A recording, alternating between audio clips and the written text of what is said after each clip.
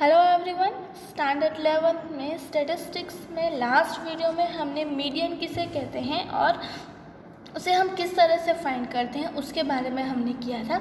आज के इस वीडियो में हम जो बाकी के जो पोजीशनल एवरेजेस हैं उसके बारे में हम इंफॉर्मेशन लेंगे और एज वेल एज उनके जो प्रैक्टिकल सम्स हैं वो भी हम करेंगे। So let's get start. यहाँ पे हमें सबसे पहले फर्स्ट पोजिशनल एवरेज जो है quarterly. When the observation of given data arrange in ascending orders, 3 values are divide in the data in 4 equal parts are quarterly. कि यहाँ पे हम क्या करते हैं कि जो भी हमें इंफॉर्मेशन दी गई होती है वो 3 वैल्यूज़ को हम 4 पार्ट में डिवाइड कर देते हैं। That is called a quartiles and this quartiles are denoted by Q1, Q2 and Q3।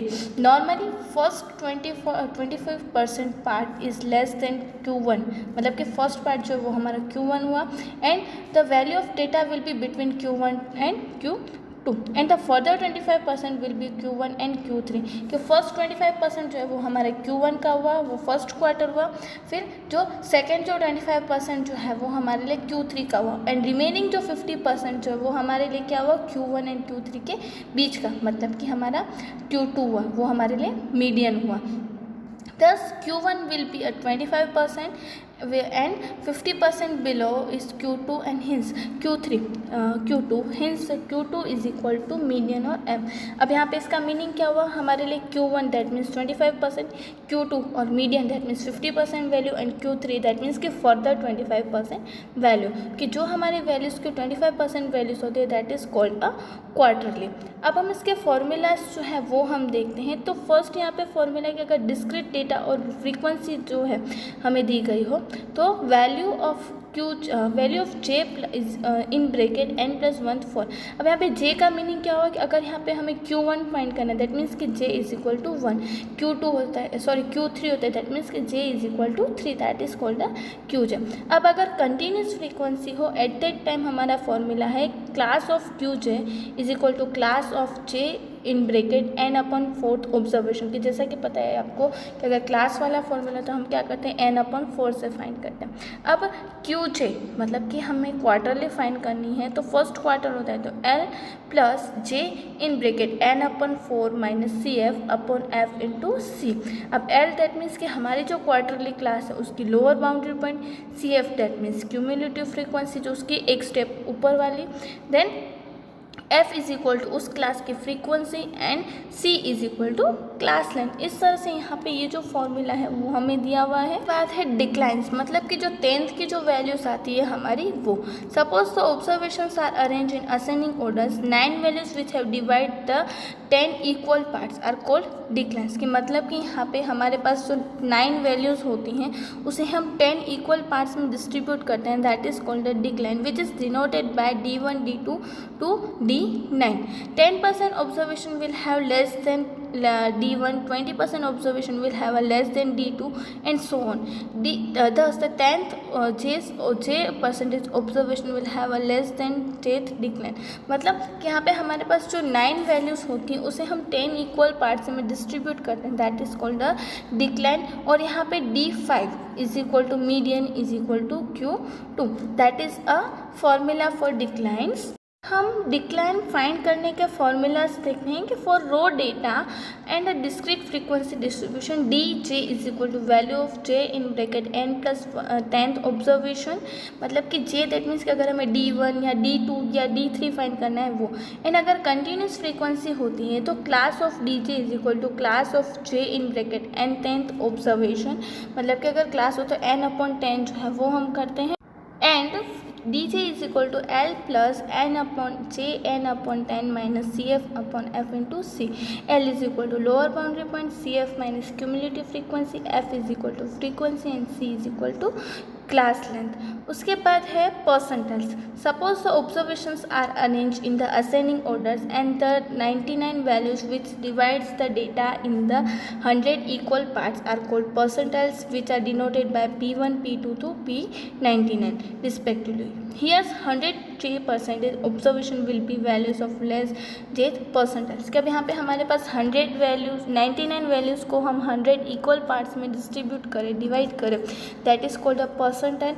और उससे हम किस तरह से डिनोट करते हैं, P1 P2 से। देखिए अब यहाँ पे हम कह सकते हैं कि D1 is equal to P10 और D2 is equal to P20। Similarly D9 is equal to P99। अब Q1 is equal to P25 and Q3 is equal to P75। Moreover M is equal to Q2 D5 and P50। यहाँ पे इस तरह से हमें observations दिए गए।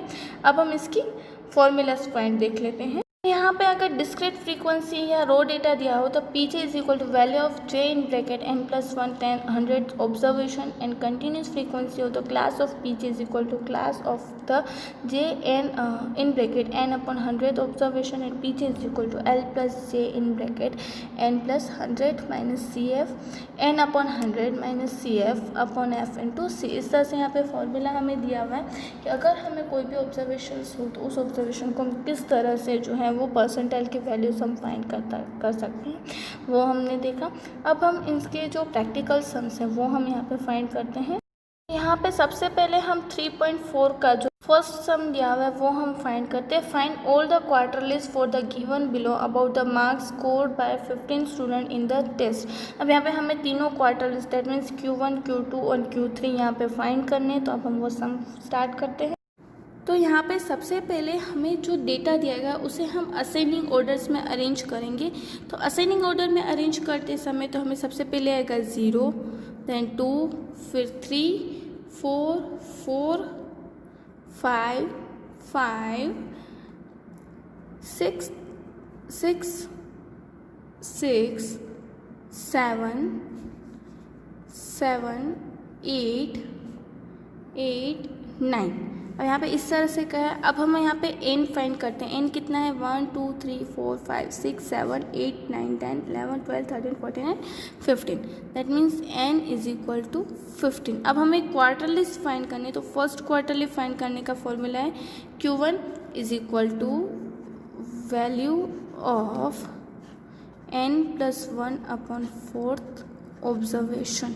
तो यहाँ पे हमें वैल्यू ऑफ यहाँ पे हमने लिखा n+1 that means 15 +1 upon 4th observation that means 16 upon 4th observation. अब यहाँ पे 4th ऑब्जर्वेशन हमें दिया हुआ है, 4th रैंक पे है 4, दैट मीन्स कि Q1 इज इक्वल टू 4। अब हम Q2 फाइंड करते हैं। तो Q2 that means value of 2, जे आगे, जे के आगे n, 2 n+1 upon 4th observation. तो यहाँ पे हमने लिखा 2 15 +1 upon 4th observation means 2 into 4th observation direct हमने कर लिया। दैट मीन्स अब यहाँ पे आपको 8th ऑब्जर्वेशन आके यहाँ पे दिखाई दे रहा होगा 1 2 3 4 5 6 7 8। दैट मीन्स यहाँ पे हमारा सेकेंड क्वार्टर है, that means Q2 is equal to 6। इस तरह से हमने फाइंड किया। अब हम Q3, अब यहाँ पे 3 है, दैट मीन्स कि value of 3 in bracket n+1 observation. इस तरह से यहाँ पे हमने किया। अब यहाँ पे 3 16 +1 upon 4th observation, 3 in bracket 4 observation that means कि 12th ऑब्जर्वेशन। अब यहाँ पे आपको 12th रैंक पे 1 2 3 4 5 6 7 8 9 10 11 12, तो 12th रैंक पे है 7, दैट मीन्स कि Q3 इज इक्वल टू 7। तो इस तरह से यहाँ पे हमने तीनों क्वार्टरलीज जो है वो हमने फाइंड कर ली। का नेक्स्ट सम है the following table shows the distance traveled by a salesman in the different days. Find median Q3 D8 P62 and interrupt them। तो इसके ऊपर से यहाँ पे हमें मीडियन फाइंड करना है, क्वार्टरलीज फाइंड करनी है एंड फिर D8 एंड P62 फाइंड करना है। इस तरह से हम सबसे पहले यहाँ पे हम क्लास लिखेंगे 0 to 100, 100 to 200, 200 to 300, 300 to 400, 400 to 500 and 500 to 600। उसके बाद फ्रीक्वेंसी, आपको फ्रीक्वेंसी दी गई है 5, 18, 24, 7, 5 एंड 1। अब उसके बाद CF, CF हम किस तरह से फाइंड करते हैं, 5 plus 18 that means 23, 23 plus 24 47, 47 plus 7 is equal to 54, 54 plus 5 59 and 60। इस तरह से फाइंड किया। अब सबसे पहले यहाँ पे हमें मीडियन फाइंड करना है, तो मीडियन हम किस तरह से फाइंड करते हैं, m is equal to n upon 2 observation. अब n हमें दिया हुआ है 60 अपॉन 2 दैट मीन्स कि यहाँ पे हमने लिखा है 30th ऑब्जर्वेशन। अब यहाँ पे आपको 30th ऑब्जर्वेशन दैट मीन्स हमारी क्लास कौन सी आएगी, यहाँ पे 200 to 300। अब आपको पता है कि क्लास वाला फॉर्मूला तो हम किस तरह से लिखेंगे, L plus n minus 2 minus CF upon F into C। Class L is equal to lower boundary point that means 200, n upon 2 हमने फाइंड किया 30, CF मतलब उससे एक स्टेप ऊपर वाला 23, फ्रीक्वेंसी दैट मीन्स उसके सामने वाली frequency 24 and C that means 100। इस तरह से यहाँ पे हमने फाइंड किया 200 इंटू 30 माइनस 23 7 इंटू 100 अपॉन 24। अब हम यहाँ पे 200 प्लस अगर हम करेंगे तो हमारा 700 अपॉन 24 करेंगे तो हमारा आंसर आएगा 29.17। तो यहाँ पे हमने लिखा हमारा आंसर क्या आएगा 229.17। इस तरह से यहाँ पे हमने लिखा। अब हम इसे इंटरप्रेट करेंगे तो इसका इंटरप्रिटेशन का मीनिंग क्या हुआ कि 50% of days will be less than और इक्वल टू 229.7। इस तरह से यहाँ पे हमने क्या, अब हमें Q3 फाइंड करना है। तो Q3 फाइंड करने का फॉर्मूला आपको पता ही है, 3 is equal to n upon 4 that means 3 is equal to 60 upon 4 is equal to 3 into 15 45th observation.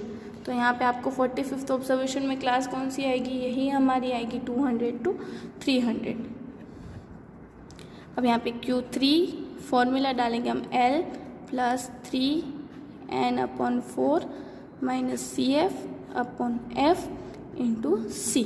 यहाँ पे L हमारा आएगा lower boundary point 200 plus 3n upon 4 that means कि यहाँ पे हमने फाइंड किया 45, CF उससे एक स्टेप ऊपर वाला मीन्स 23, फ्रीक्वेंसी उसके सामने वाली फ्रीक्वेंसी हमारी कौन सी आएगी 24। तो यहाँ पे हमने लिखा 24 इंटू 100। अब यहाँ पे हमने 100 किया। अब हम क्या करेंगे, यहाँ पे जो है वो हमारा 200 plus 45 minus 23 that means 22 upon 24 into 100। तो अब हम यहाँ पे 23 अपॉन 20 हम करेंगे तो यहाँ पे 200 प्लस 2200 अपॉन 24 तो हमारा आंसर आएगा 200 प्लस 91.67। तो हमारा यहाँ पे आंसर क्या आएगा 291.67। इस तरह से यहाँ पे हमने फाइंड किया। अब हमें उसके बाद क्या फाइंड करना है, D8। तो D8 फाइंड करने का फॉर्मूला क्या है, 8 upon n upon 8 into n upon 10 8 फिर 60 upon 10 means 8 into 6 that means 48th observation. अब अगर हम CF में देखने जाएंगे तो 48th ऑब्जर्वेशन दैट मीन्स कि हमारी यहाँ पे क्लास कौन सी आएगी 300 to 400। अब इसे हम फॉर्मूले में डालेंगे तो D8 is equal to L plus 8n upon 100 minus CF upon F into 100। अब यहाँ पे L means lower boundary point 8n upon 100 हमने फाइंड किया 48 माइनस CF मतलब उससे एक स्टेप ऊपर वाला कौन सा आएगा 47 अपॉन फ्रीक्वेंसी है 7 into 100 that means 300 plus 1 into 100 upon 7 that means 300 plus 100 upon 7 करेंगे तो 14.29 that is our answer that means 314.29 kilometre is our answer. ये हमने फाइंड किया।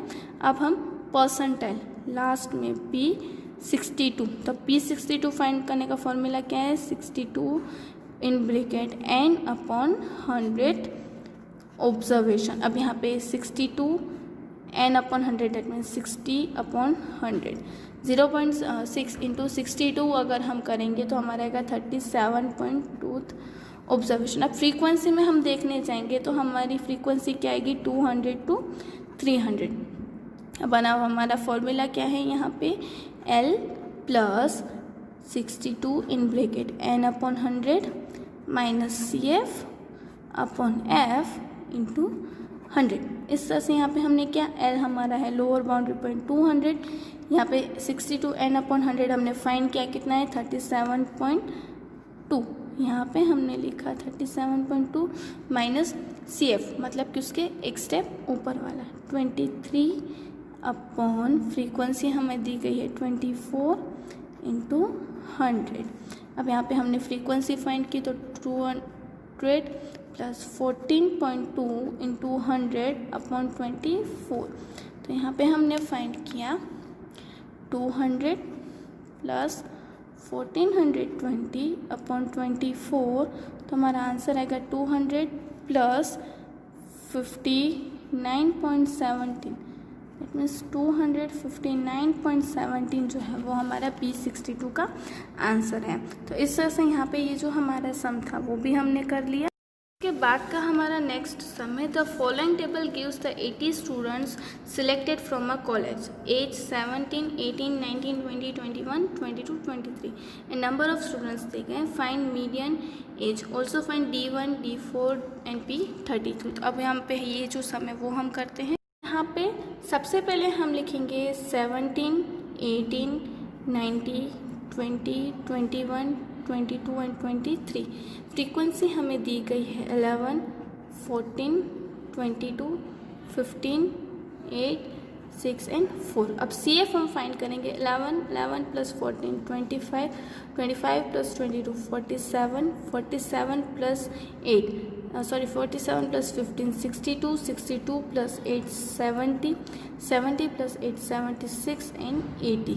अब सबसे पहले हम मीडियन फाइंड करते हैं। आपको पता है कि अगर इस तरह से होता है तो हम क्या करते हैं n+1 अपॉन 2 ऑब्जर्वेशन। अब n+1 that means 80 plus 1 upon 2 40.5 observation. आपको मीडियन CF में दिखाई दे रहा होगा। दैट मीन्स कि हमारा मीडियन क्या आएगा 19, क्योंकि फ्रीक्वेंसी जो है वो इसमें आ रही है। उसके बाद दिया हुआ है हमें Q1, तो Q1 is equal to value of n+1 upon 4 observation. That means 80 plus 1 upon 4th observation, तो 81 अपॉन 4th ऑब्जर्वेशन। अब 81 अपॉन 4 करेंगे तो हमारा आंसर क्या आएगा 20.25 ऑब्जर्वेशन। मतलब कि हमारा 20 to 25 यहाँ पे कहाँ पे आएगा फ्रीक्वेंसी में 18 के सामने। दैट मीन्स कि हमारी फ्रीक्वेंसी कितनी आएगी यहाँ पे Q1 आएगा 18। उसके बाद यहाँ पे दिया हुआ है D4। That means value of 4 in bracket n+10th observation means 4 यहाँ पे 80 प्लस 1 अपॉन 10।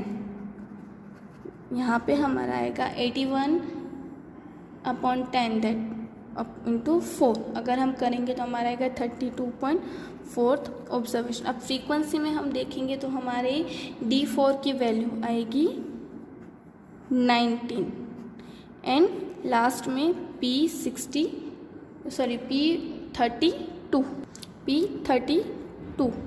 दैट मीन्स कि 32 इन ब्रैकेट n+1 अपॉन 100 ऑब्जर्वेशन। तो यहाँ पे 32 80 प्लस 1 अपॉन 100। अब 32 in bracket 0.81 observation. That means कि हमारा यहाँ पे आएगा 25.92 ऑब्जर्वेशन।